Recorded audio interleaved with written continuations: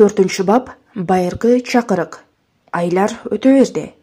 Түштүктө тамак мол, иш жок болгондуктан ак аазу семирип жашоосу жакшы болду. Ак аазу үчүн түштүк географиялык эле аймак болбостон, жашоонун да түштүгү болуп калды. Киши мээрими аны күн сыяктуу жылытып, ал кара топуракка отургузулган гүлдөй ачылды. Бирок ак аазу менен иттердин ортосунда кандайдыр бир айырма бар болчу. Ал бардык мыйзамдарды башка шарттарда жашап көрбөгөн иттердин да мыкты билчү жана аларды так аткарчу. Бирок жапайы түндүк дагы эле аны кое бербей тургандай, ичиндеги карышкыр дагы эле жашап тургандай, баягы катаалдыгын койгон жок. Ал башка иттер менен жакын болгон жок. Дайым жалгыз жүргөн неменин эми да башка иттерге кошулайын деген ою да жок болчу. Күчүк кезинен Лип-Лип жана анын үйүрү менен кас болуп, кийин Сулуу Смиттин колунда тынымсыз урушуп жүргөндүктөн ак аазу иттерди жек көрчү. Анын жашоосу кадимки агымдан четтеп, өз туугандарынан жат болуп, кишиге жакын болуп калган эле. Анын үстүнө түштүктөгү иттердин бардыгы ак аазууну шектенип карашчу. Алар аны көргөндө жапайы түндүктү көргөндөй коркуп, алардын үргөнү менен ырылдаганынан жек көргөнү туюлуп турчу. Ак аазу болсо тигилерди тиштегендин да кереги жок экенин аңдады. Анын арсайган тиштери менен каардуу титиреген эриндери дароо таасир этип, ар кандай жаалданган итти токтотчу. Бирок жашоо аны дагы бир жолу сынады. Бул сыноо Колли болчу. Ал ага эч тынчтык бербей койду. Мыйзамга да ак аазу сыяктуу толук баш ийбей, кожоюндун аларды жакындаштырайын деген бардык аракети текке кетти. Анын тажаал ыркыраганы кулагынан кетчү эмес. Колли баягы тооктордун окуясын эч унута албай, андан дайыма шектенип, болбогон жерден кындык тапчу. Ал полисмен сыяктуу артынан калбай ээрчип, көгүчкөндү же тоокту карап койсо эле ажылдап үрүп жатып калчу. Мындайда ак аазунун жакшы көргөн ыкмасы бар болчу. Ал жерге жатып, башын алдыңкы буттарына коюп, уктамыш болуп калар эле. Тиги болсо эмне кылаарын билбей, акыры унчукпай калчу. Коллини эске албаганда баары жакшы болчу. Ак аазу кармаганды үйрөнүп, мыйзамдарды толук өздөштүрдү. Токтоо, сабырдуу жана чыдамдуу болуп калды. Чөйрөсү да ага кас эмес эле. Коркунуч, өлүм менен оору аңдабай калды. Мурун кадам сайын күтүп турчу коркунучтуу белгисиздик да эми жок. Бара-бара жок болуп баратты. Жашоо жеңил жана бейкут болуп калды. Анын жай агымында коркунуч менен кастык жок болчу. Ага кар жетишпей турду, бирок муну өзү аңдаган жок. Эгер ак аазу ой жүгүртө алганда, жай көпкө созулду деп ойломок. Ал карды сокур сезими менен эңсечү. Ушул сыяктуу эле жайдын аптаптуу күндөрүндө түндүктү эстеп бир аз куса болчу. Бул анын себепсиз, өзүнө да түшүнүксүз тынчсыздануусунан байкалчу. Ак аазу эч качан жайдаңдап кетчү эмес. Ал өз сүйүүсүн башын ээсинин колтугуна катып, же эркелеген ырылдоо менен гана билдире алчу. Бирок көп өтпөй эле үчүнчү ыкманы да таап алды. Ал кудайлар күлгөндө кайдыгер боло алчу эмес. Күлкүнү укканда жаалданып, кутуруп кетчү. Бирок кожоюнга мынте албагандыктан бир күнү ээси аны тамашалап күлгөндө эмне кылаарын билбей калды. Мурункудай жаалданайын десе, сүйүү тоскоол болуп калды. Жаалдана алган жок. Бирок бир нерсе кылыш керек болчу. Сыр бербей, керсейгенге аракет кылды эле, ээси каткыра баштады. Ал ого бетер керсейди. Ээси болсо ого бетер күлдү. Акырында ак аазу чыдай албады.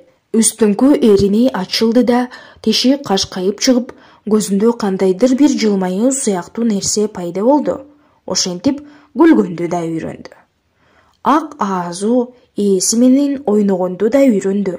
Ээси аны чалкасынан жыгып алып, ар нерсе кылчу. Тиги болсо ыркырап, тишин арсайтып, кожоюнун тиштеп ала тургандай түр көрсөтчү. Бирок тиштери Скоттко тийбей, жөн гана абада шакылдачу. Соккулар, түрткүлөр, тиштердин шакылдаганы, ыркыроолор күчөп кеткенде киши менен ит экөө эки жака ойт беришип, тиштешип калышчу. Анан нөшөрлүү булуттан чыккан күнгө окшоп, жарк деп күлүп жиберишчү. Анан ээси ак Аазууну мойнунан кучактап калаар эле да. Тиги болсо баягы эле эрге ырылдаганын баштачу. Оюн ушуну менен аяктачу. Бирок ээсинен башка эч ким аны менен мынтип ойной алчу эмес. Ал буга жол берчү эмес. Бирөө ушинтип тийишсе, ыркырап, түгү тик тура түшкөн соң тигинин ойногусунда келбей калаар эле. Ээси экөө тигинтип ойногону менен башка иттер сыяктуу ар ким менен ойной берчү эмес. Ал бир гана кишини жакшы көрүп, сүйүүсүн башкаларга тартуулагысы келчү эмес. Ээси атчан көп жүрчү, жана мындайда аны коштоп жүрүүнү ак Аазуу биринчи милдети катар көрчү. Түндүктө кишилерге берилгендигин чана тартуу менен далилдөчү. Мында болсо чана деген жок.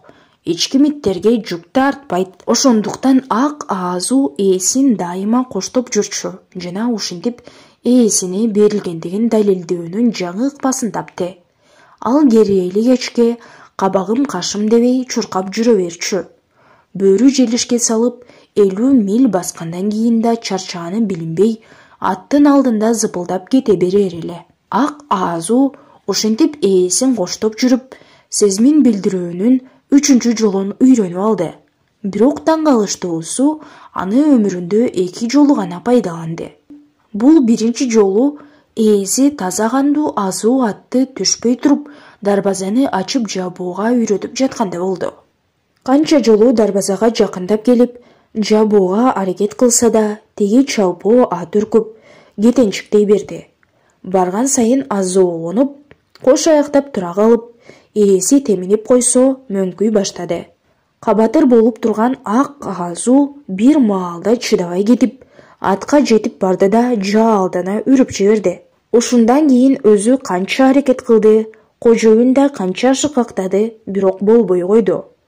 Кийин дагы бир 3 жолу үрдү. Бирок анда ээси жанында жок болчу. Бул мындай болду. Талаада чаап баратканда ат капыстан чыга калган коёндон үркүп кетип, кожоюн аттан жыгылып, бутун сындырып алды. Жиңденген ак Аазуу тиги күнөөлүү атты тамактап алаарда ээси токтотуп калды. «Үйгө бар, үйгө!» деп кыйкырды ал бутунун сынганын билген соң. Ак Аазуу ээсин жалгыз калтыргысы келген жок. Тиги кат жазып берейин десе, жанында калем да, кагаз да жок экен. Ак Аазууга үйгө бар деп кайра буйрук берди. Тиги болсо ээсин жалдырай карап, бир аз ары барган соң кайра келди да акырын кыңшылады. Ээси аны эркелетип, бирок оолоттуу үн менен сүйлөштү. Ак Аазуу кулагын тикчейтип, ынтаа коюп тыңдады. «Эч нерсе болбойт, үйгө бар, жаныбарым», деди ал. «Үйгө бар да, ушундай болду деп айт. Бар кырышкырым, бара кой, жөнө». Ак Аазуу үй дегенди билгени менен калганын түшүнгөн жок, бирок эмне деп жатканын болгулоп билди. Бурулду да аргасыздан жөнөдү. Тигиндейирээк барды да кайрылып карады. «Үйгө бар!» Ушул катуу буйруктан кийин гана ал баш ийип жөнөдү. Ак Аазуу келгенде үйдөгүлөр кечки салкындан ырахат алышып, верандада отурушкан эле. Ал чаңдан боппоз болуп акактап турду. «Уйу дон келген го», деди апасы. Ак Аазууну көргөн балдар кубанганынан кыйкырышып, ага асылышты. Ал тигилерден качып веранданын аркы бурчуна барды эле, кичинекей уйу дон менен мод аны бурчка камап алышты. Тиги болсо бошонууга аракет кылып ыркырап жиберди. Скоттун жубайы коркуп карап калды. «Балдар, Ак Аазуунун жанына барганда баары бир корко берем», деди ал. «Кайсы күнү асыла кетет деп жаным жок». Ак Аазуу ыркырап, эки кичинекейди ыргыта коюп бошонуп чыкты. Апасы экөөнү чакырып алып соорото баштады да, аны жайына койгула десе болбойсуңар деп жатты. «Бөрү баласы ит болбойт», деди Судья. «Буга ишенгенге болбойт. Бирок бул чыныгы карышкыр эмес да, деди Бет. Агасынын ордун жооктотпой: «Сен Уидондун сөзүн айтып жатасың», деп каршы болду судья. Ал ак аазууда эттин каны бар деп жүрөт. Бирок бул божомол да. Түрүнө караганда... Судья сөзүн бүтпөй калды. Ак аазу ага келди да каардуу ыркырады. «Кет, ордуңа бар», деп катуу айтты судья Скотт. Ак аазу кожоюндун аялына бурулду. Анын көйнөгүнөн тиштеп тартканда жука неме айрылып кетти да тиги кыйкырып жиберди. Баары ак аазууну карап калышты. Ал башын бийик көтөрүп тигилерди карай берди. Тамагы титирегени менен эч кандай үн чыгара алган жок. Бир нерсе айтайын деп, бирок айта албай турган немедей болуп турду. «Бул кутуруп кеткен жокпу?» деди Уидондун апасы. «Түндүктөн келген неме түштүккө чыдай албас бекен деп айткам мен Уидонго». «Бул сүйлөп ийчүдөй болуп турат», деп кыйкырды Бет. Ушул учурда ак аазу капыстан катуу үрүп жиберди. «Уидонго бир нерсе болуптур», деди аялы. Бардыгы дүрбөп турушту. Ак аазу болсо тепкич менен ылдый түштү да тигилерди ээрчиткендей артын улам карап коюп баратты. Ал өмүрүндө ушуну менен экинчи жана акыркы жолу үрдү. Бирок оюн түшүндүрдү. Ушул окуядан кийин Сьерра Вистадагылар ак аазууну сыйлап калышты. Ал турсун баягы колун каап алган атчы да ак аазу карышкыр болгону менен акылдуу ит экен деп жүрдү. Судья Скотт баягы оюнан кайтпай, өз пикирин далилдеш үчүн элдин баарын нааразы кылып, энциклопедиядан жана зоология боюнча китептерден далилдерди келтирди. Күн артынан күн өтүп, Санта-Клара өрөөнү күн нуруна мемиреп турду. Күн кыскарып, ак аазуунун түштүктөгү экинчи кышы жакындап калганда таң каларлык окуя болду. Ак аазу Коллинин тиши мурдагыдай курч болбой, оорутпай калганын туйду. Овчарканын бурунку кылыктары эсинен чыгып, аны менен олдуксон ойноп турган болду. Бир күнү Колли эко шалбаада ойноп жүрүп, бир маалда тиги аны токойго азгырып алып кетти. Кожоюн бүгүн атчан сейилге чыкмак. Ак аазу да мындан кабардар эле. Анткени токулуу ат эшикте байланып турган. Бир аз кыйылды. Эмнегедир бардык мыйзамдардан, бардык көнүмүш адаттардан, ал турсун кожоюнга болгон сүйүүсү менен жашоо кумарынан да күчтүү бир сезим бийлеп турду. Колли тийишип качкан соң олку-солку болгону унутулуп артынан кетти. Ал күнү кожоюн сейилге жалгыз чыкты. Ак аазу болсо бир кезде түндүктүн жымжырт токоюнда энеси Гиче жалгыз көз менен жанаша чуркап жүргөндөй Колли менен жанаша чуркап жүрдү. 5 бап. Өргүлөгөн карышкыр. Ушул учурда гезиттерде Сан-Квенттин түрмөсүнөн мыкка ачылыгы менен аты чыккан бир кылмышкердин качканы тууралуу кабар пайда болду. Жатында жатканда эле маңдайы тайгы болуп, төрөлгөндөн кийин да жакшылык көрбөгөн бул адам таш боор чөйрөгө туш болуп, биротолуу жырткычка айланып калган неме болчу. Анын кебетеси кишидей болгону менен айбандан айырмасы жок эле. Жана аны башкача атоого да мүмкүн эмес эле. Сан-Квенттин түрмөсүндө аны оңолбойт деп эсептешчү. Эч кандай жаза анын өжөрлүгүн койдура алган жок. Акыркы демине чейин тажаалдыгына каршылык көрсөтүп, эч жеңилчү эмес. Ал канчалык каршылык кылган сайын коом ага ошончолук катаал мамиле жасап, тиги болсо ого бетер көжөлө берчү. Байлама көйнөк, ачкалык, уруп согуу таасир берген жок. Жана Джим Холл жашоодон мындан да башка нерсени көргөн да жок.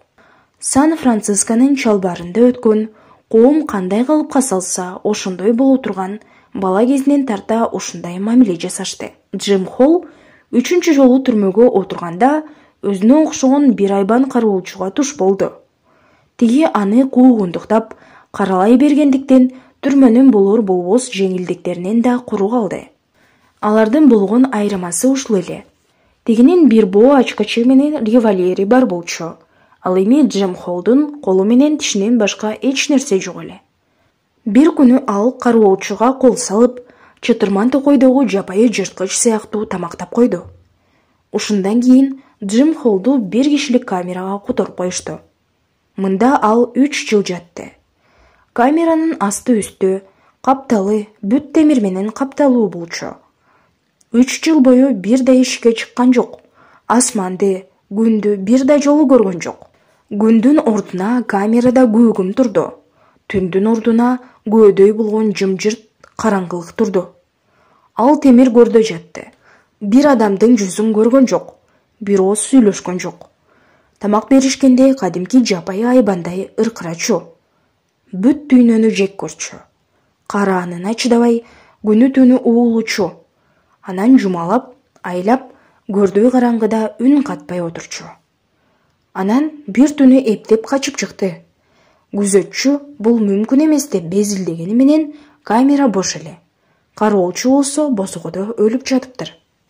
Кылмышкердин сырткы дубалга карай кеткен жолунда дагы 2 кишинин өлүгү жатыптыр. Бул үчөөнү тең куралсыз колу менен шырп алдырбай өлтүрүптүр. Өзү өлтүргөн күзөтчүлөрдүн куралдарын алып кеткен Джим Холл тоодо бекинип жүрдү. Анын башы өтө чоң алтын акчага бааланды. Куралданган ачкөз фермерлер анын артынан түшүштү. Анын акчасы менен күрөөгө коюлган мүлкүн кайра алууга же уулун колледжден окутканга болот эле. Милдетибизди аткаралы деп шыктанган жарандар аны да издеп жүрүштү. Тыңчылар үйүрү менен анын кандуу изине түшүштү. Ал эми мамлекеттен айлык алган тыңчылар болсо, күнү түнү тыным албай, телефон чалып, телеграмма жиберип, атайын поезддерде жүрүштү. Джим Холл кээде куугунчулардын көзүнө чалдыга калып жүрдү. Мындайда эрте мененки тамак учурунда гезит окугандар тигилердин коркпой бетме-бет барышканын же туш-туш тарапка качышканын ырахаттанып окушчу. Мындай кагылыштардан кийин өлгөндөр же жарадар болгондорду ооруканаларга таратышчу да, алардын ордун башкалар ээлешчү. Анан эле Джим Холл дайынсыз жок болуп кетти. Аны издеп жүрүп, тыңчылардын тамандары тешилди. Алыскы өрөөндөрдө куралчан адамдар бейкүнөө фермерлерди кармап алышып, ким экенин текшерип жүрүштү. Ал эми Холлдун башына коюлган акчага кызыккандар анын өлүгүн тоолордун 10дон ашык жолу табышты. Гезиттерди Сьерра Вистада да окушуп, бир жагынан кызыгып, бир жагынан чоочулап жүрүштү. Аялдар коркуп калышты. Судья Скотт сыр алдырбай аларды тамашалап калчу. Анткени кызматтан кетерден бир аз мурун Джим Холлду соттоп, өкүм чыгарган болчу. Ошондо Джим Холл сот залындагы элдин алдында ушул өкүмдү чыгарган судьядан өч ала турган күндө келерин айткан эле. Бул жолу Джим Холлдун күнөөсү жок болчу. Аны ак жерден соттотушту. Оорулар дүйнөсүндө жана полиция чөйрөсүндө муну түрмөгө тыгуу деп коюшчу. Джим Холлду кылбаган кылмыш үчүн түрмөгө тыгышты. Судья Скотт мурун 2 жолу соттолгонун эске алуу менен аны 50 жыл түрмөгө кесип жиберди. Судья Скотт иштин көп жагдайларын билген эмес жана сүйлөшүп алышкан полиция кызматкерлеринин оюна эрксизден катышып калганынан, көп далилдер бурмаланганынан, Джим Холлдун бул кылмышка тиешеси жоктугунан күмөн да санаган эмес. Джим Холл болсо судья Скотттун билбегендиктен ушундай кылып жатканын билген эмес. Судья баарын билет. Ушундай өкүм чыгарган соң тигилер менен бир турбайбы деп ойлогон. Ушундан улам судья Скотт өлүм жазасынан бир аз гана айырмасы бар 50 жылдык өкүмдү окуганда, ансыз деле бул дүйнөнү жек көрчү Джим Холл кутуруп кеткен немедей ордунан атып туруп, көк мундирчен душмандарды жерге басып жыгылганча жинденген. Баарын кылган судья Скотт, мен андан сөзсүз өч алам деп кыйкырган. Анан Джим Холл түрмө камерасына тирөөлөй көмүлгөн жерден качып кетпедиби? Мунун баарынан ак Аазунун кабары жок болчу. Бирок кожоюндун аялы Элис экөөнүн бир сыры бар эле. Сьерра Виста уйкуга кеткенде Элис келип, ак Аазуну холго киргизип койчу. Үй ити болбогондуктан таң атай эч ким тура электе кайра келип, эшикке чыгарып жиберчү. Ушундай түндөрдүн биринде ак Аазу ойго жатты. Үйдөгүлөрдүн баары уйкуда эле. Бир маалда тумшугун акырын көтөрүп, бейтааныш кудайдын жытын сезди. Анан анын басып келе атканын сезди. Ак аазу өргөн жок. Мындай адаты жок болчу.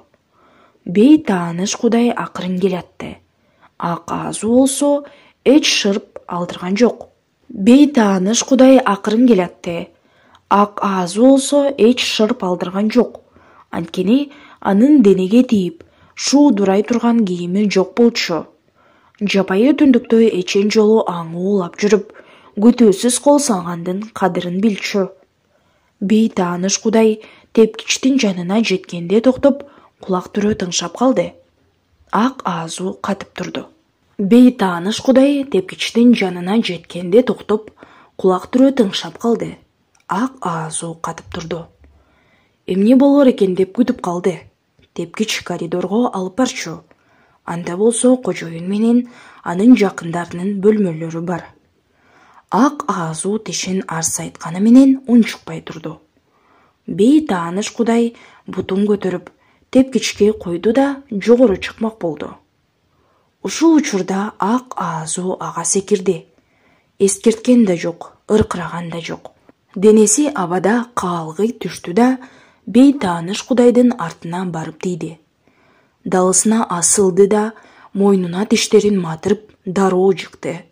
Экөө тең жыгылды. Ак аазу чертке ойт берди да теге турайын дегенде кайра асылып, кайра мойундан алды. Үйдөгүлөр коркуп ойгонуп кетишти. Тепкич жактан бир үйүр айбан алышып жаткандай үндөрү угулуп жатты. Анан револьвер удаасы менен атылды. Кимдир бирөөнүн корккондон чаңырган үнү угулду. Анан иттин аркыраганы угулду. Айнектер шаңгырап сынып, эмеректер кулап жатты. Бирок ызычуу тез эле басылып калды. 3 мүнөткө да жеткен жок. Үйдөгүлөр коркуп, тепкичтин башында турушту. Төмөндөгү караңгылыктан аба суунун бетине чыгып жаткандай чулпулдаган үн угулуп жатты. Кээде ал бышылдап, ал турсун ышкырган үнгө айланып кетип жатты. Бирок бул да тез эле басылып, караңгыдан бирөөнүн оор дем алып жатканы гана угулуп калды. Уидон Скотт кнопканы басты эле, тепкич менен холл жапжарык боло түштү. Анан судья Скотт экөө револьверлерин даяр кармап ылдый түшүштү. Бекер эле сактанышыптыр. Көрсө, ак аазу ишти алдаганча эле бүтүрүп коюптур. Кулаган эмеректердин арасында бетин баскан бирөө жатыптыр. Уидон Скотт эңкейип, тигинин колун алып, чалкасынан салды. Тамагындагы аңырайган тешик анын эмнеден өлгөнүн айтып турду. «Джим Холл?» деп жиберди судья Скотт. Анан ата бала тиктеше түштү. Ак аазууну карашса, ал капталынан жаткан экен. Жумулган көзүн тигилер эңкейгенде бир аз ачып, өйдө караганга аракет кылып, куйругун кичине кыймылдатмыш болду.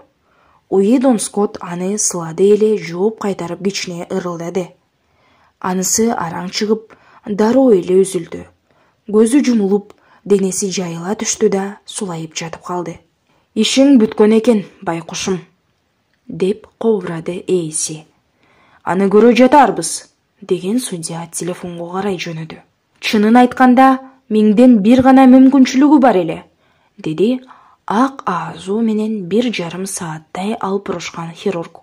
Терезеден тийген күндүн алгачкы нурлары электр жарыгын жеңип баратты. Балдардан башканын баары хирург эмне дээр экен деп топтолуп күтүп турушту.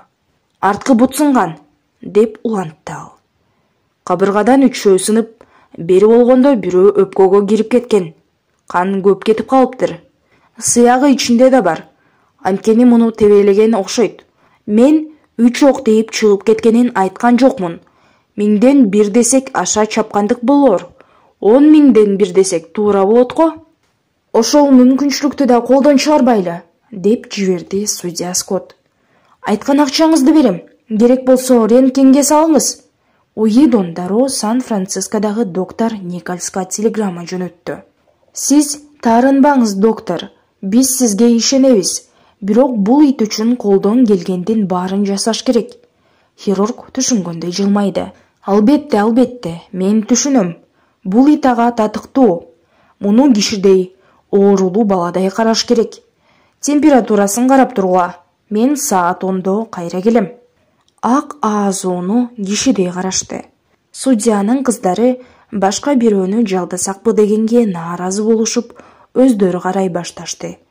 Анан ак аазуу баягы хирург ишенбеген жашоо мүмкүнчүлүгүн сууруп чыкты. Бирок хирургту да күнөөлөй бергенге болбойт. Ал өмүр бою адамдардын цивилизациясынан улам найзек болуп калган иттерди дарылап келген.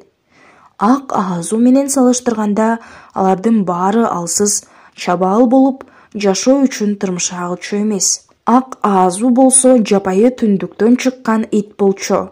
Ал жерде чабаалдыкка жол берилбейт. Алсыздар дароо жок болот. Анын атасында да, энесинде да, андан мурунку муундарда да алсыздык деген жок болчу. Жапайы түндүк ак аазууга темирдей организм менен чыдамкайлыкты мурас кылып берип, эми ал мурун ар бир тирүү жанга мүнөздүү болгон өжөрлүк менен жашап кетейин деп тырмышып жатты. Бекем таңылган таңуулар менен гипстен улам былк эткенге чамасы жок ак аазуу узак жумалар бою өлүм менен алышып жатты. Узак сааттар бою уктаган неме көп түш көрүп, баш аягы жок түндүктүн элестери өтүп жатты. Мурункулардын баары кайра жанданып, ак аазууну туш-туш тарабынан курчап алды. Мына, кичи менен баягы өңкүрдө жатышат. Бүткөн бою калтырап, боз кемчеттин аяк алдында сойлоп баратат. Анан эле леп-леп менен ажылдаган күчүктөрдүн үйүрүнөн жан талашып качып бараткан болот. Ачарчылык маалында жымжырт токойдун ичинде аң уулап жүрөт. Мына, ал чанага чегилген иттердин алдында баратат. Капчыгайга кире бергенде иттер желпүүр сыяктуу болуп коошурулуп, аралаша түшөт да, арттан камчынын ышкырыгы жана митса менен боз кемчеттин «Ра! Деп кыйкырганы угулат. Баягы Сулуу Смиттин колунда жашап жүргөн күндөрдүн өзү катышкан уруштардын баарын көрүп жатты. Мындай учурда ак аазуу кыңшылап, ыркырап жиберчү да, жанында отурган кишилер жаман түш көрүп жатат окшойт деп калышчу.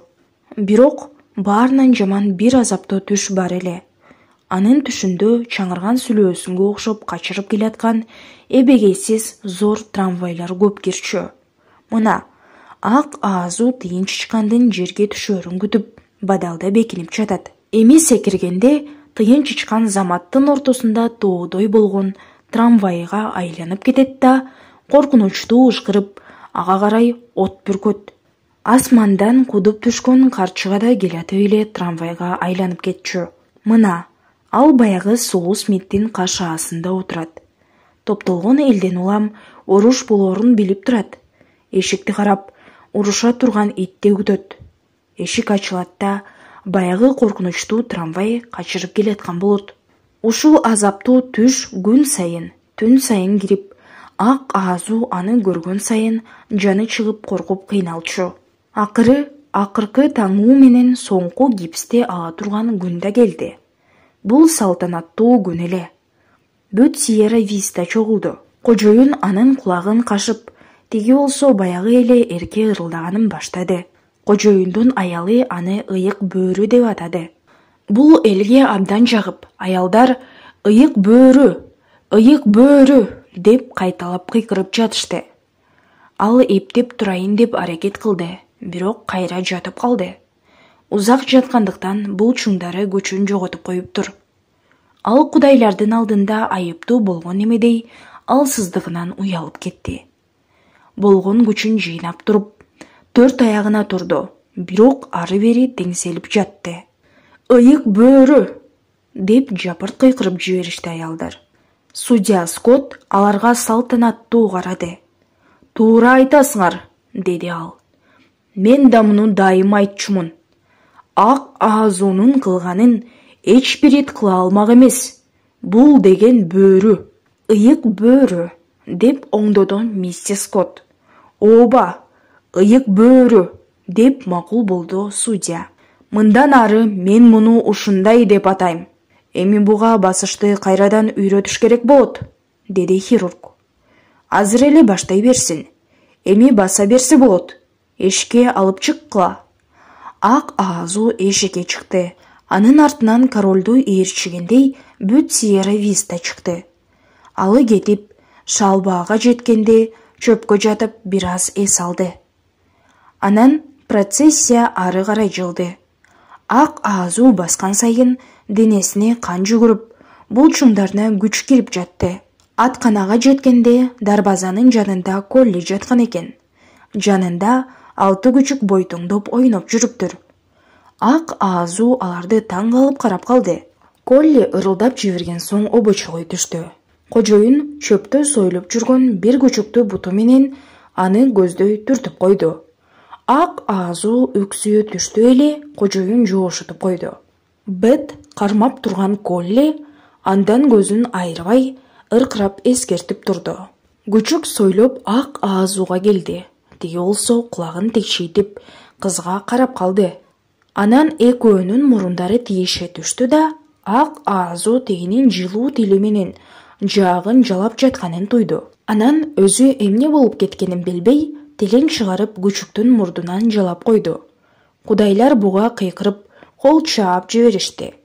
Ак аазу буга түшүнбөй, аларды таң кала карады. Анан кайра эле алы кете түштү да жерге жата кетип, башын капталынан коюп, күчүктөрдү карады. Калган күчүктөр да сойлоп келип жатышты. Коллинин нааразы болгонуна карабай, алардын аркасына чыгып, кайра кулап түшкөнүнө көнүп берди. Адегенде кудайлардын кол чапканынан уялып, ыңгайсызданып турду. Бирок бул тез эле өтүп кетти. Күчүктөр ойноп жатышты. Ак аазу болсо күнгө талыкшып, көзүн чала жумуп, өргүлөп кетти.